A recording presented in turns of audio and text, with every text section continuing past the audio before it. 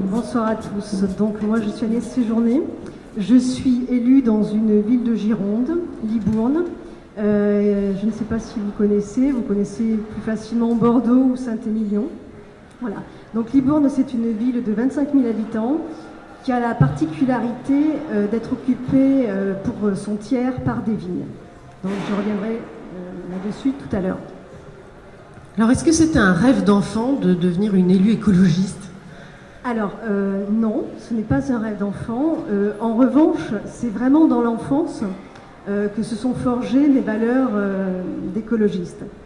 J'ai eu la chance de vivre à un temps à la campagne déjà, durant mes années d'enfance, à l'époque où on vivait finalement sur un mode écologiste. Moi je me souviens que quand j'étais enfant, avec ma sœur, on partait jouer dans la forêt des après-midi entières. Je me souviens de la lumière d'été sur la bruyère et dans les pins. Je me souviens que le matin, quand on partait à l'école, il faisait très froid, on voyait le givre. Je me souviens que l'été, il y avait ce ciel qui avait ce bleu qu'on ne retrouvait plus après. Il faisait chaud, mais normalement chaud. Voilà, donc c'était toutes ces impressions-là. Je me souviens aussi que quand j'étais jeune, donc à la campagne, il n'y avait pas de supermarché. Donc, on allait faire nos courses auprès des fermes qu'il y avait tout autour, dans la petite épicerie du village. Et donc, de fait, on consommait local et la plupart du temps bio. Voilà. Donc, j'ai eu la chance de connaître cette époque et vraiment, ça a fait de moi l'adulte que je suis devenue ensuite. Donc, j'ai porté ça pendant des années. J'ai évolué, j'ai grandi, j'ai quitté mes landes natales et au fil de mes activités professionnelles, associatives, j'ai essayé à chaque fois de mettre en œuvre ces valeurs. Donc, d'un point de vue associatif, ça a pu être la création d'une AMAP à Libourne. J'ai animé un blog écolo. J'ai essayé de diffuser le plus possible les pratiques que j'avais et que j'avais améliorées au fil du temps parce que on améliore de plus en plus, on essaie de rechercher de plus en plus quelque chose qui apporte de la cohérence à sa vie. Donc voilà, j'ai évolué jusqu'à ce que je me dise que j'arrivais pas encore à transmettre suffisamment de choses. Je voulais trouver un public plus large. Et donc, s'est présentée l'opportunité de partir sur une liste au municipal à Libourne en 2014. Et donc, j'ai fait campagne aux côtés des socialistes. Et nous avons pu être élus de cette façon-là avec un collègue écologiste. Et nous sommes donc 2 élus dans un exécutif qui comporte 35 élus. Voilà. Et alors, quelle est ton action au quotidien ? C'est quoi finalement le quotidien d'une élue écologiste ? Alors, comme le montre l'écran, j'ai une triple casquette. Alors, forcément, comme je suis élue écolo, on m'a mis le développement durable. Parce que ça, voilà. Donc, le développement durable, j'ai en charge aussi les déplacements doux et les réseaux. Alors, les réseaux, c'est un terme très vague qui désigne en fait tout ce qu'on ne voit pas et tout ce dont on ne se préoccupe généralement pas, qui sont les câbles. Donc, les câbles électriques, les câbles de téléphone, le gaz et l'assainissement. Alors, l'assainissement particulièrement, ça n'intéresse personne. Mais ça n'intéresse personne tant que ça marche. C'est le jour justement où ça ne fonctionne plus que là, tout le monde vient râler. Alors, à Libourne, nous avons entrepris un très grand chantier de rénovation et de mise en conformité de notre patrimoine hydraulique et de nos installations d'assainissement. Donc, c'est un effort vraiment très conséquent qui mobilise beaucoup de moyens. Et donc, ce qui me permet, moi, d'être devenue non pas une experte en station d'épuration, mais je commence quand même à bien m'y connaître. Et ça peut paraître anecdotique comme ça, mais c'est loin de l'être. C'est vraiment très important parce que qu'est-ce qui se passe dans une station d'épuration? Dans une station d'épuration, on traite toutes les eaux usées et on les rejette dans le milieu naturel. Le but, c'est de rejeter une eau la plus propre possible dans le milieu naturel. Voilà. Donc c'est un gros travail qui doit être fait en amont. Donc c'est ce à quoi on s'attache. Donc dans mes prérogatives, j'ai également les déplacements doux. Alors j'ai la chance à Libourne d'avoir une ville très plate, donc qui favorise les déplacements à vélo. Malheureusement, pour l'instant, on doit être à 2% des déplacements qui se font à vélo. Donc, quand je suis arrivée, j'ai pris ce chantier à bras-le-corps, j'ai réussi à avoir quelques financements. Donc, on a un cabinet qui a travaillé sur un schéma directeur.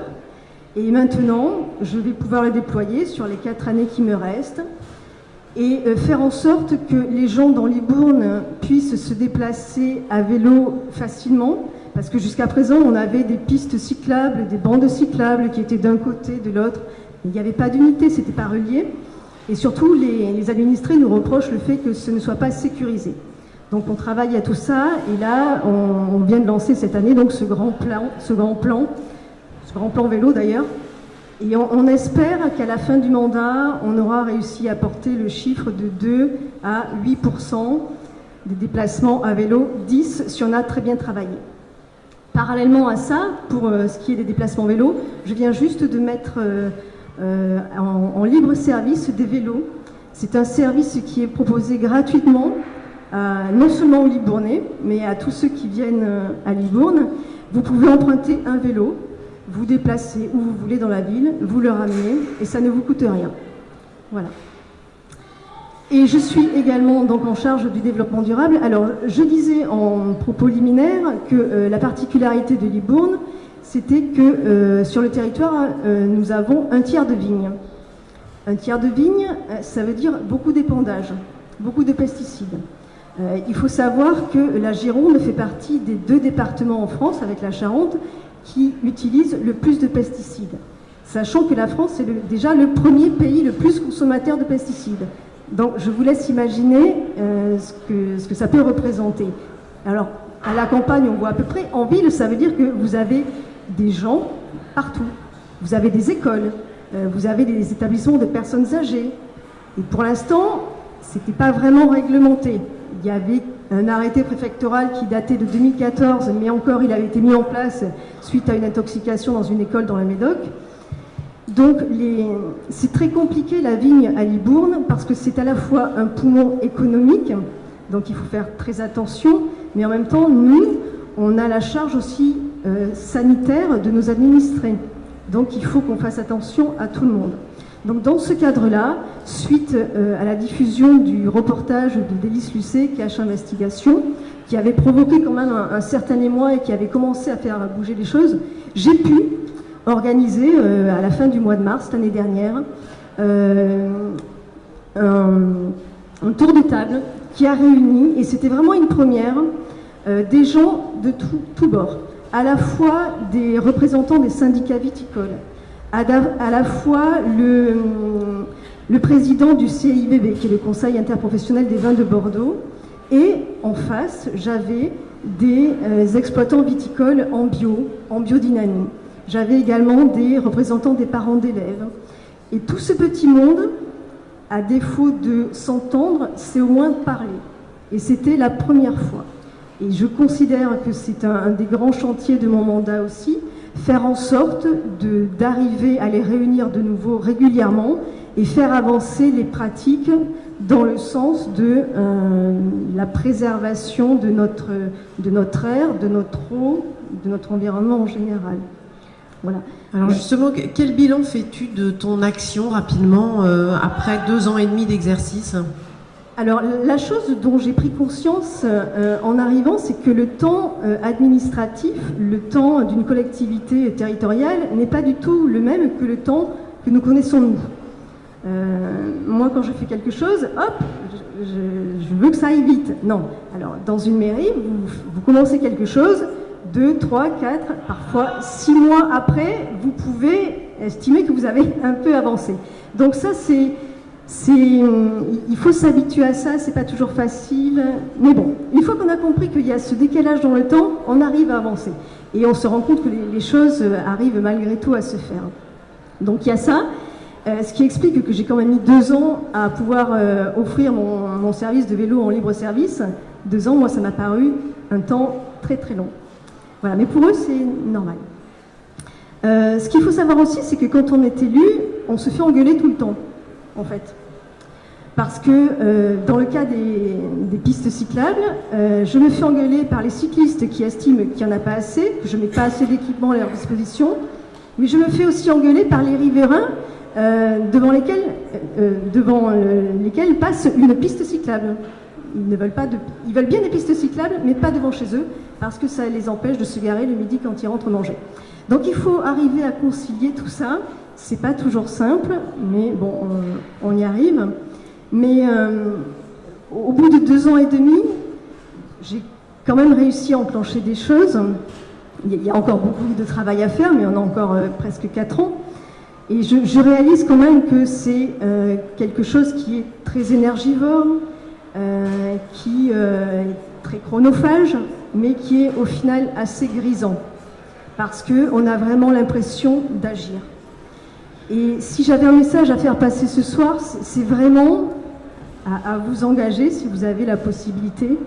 Parce que moi, je n'étais pas du tout destinée à être maire adjointe, mais ça s'est fait comme ça. Ça a été un parcours de vie, mais qui peut être adapté à chacun d'entre nous. Merci Agnès pour ce témoignage.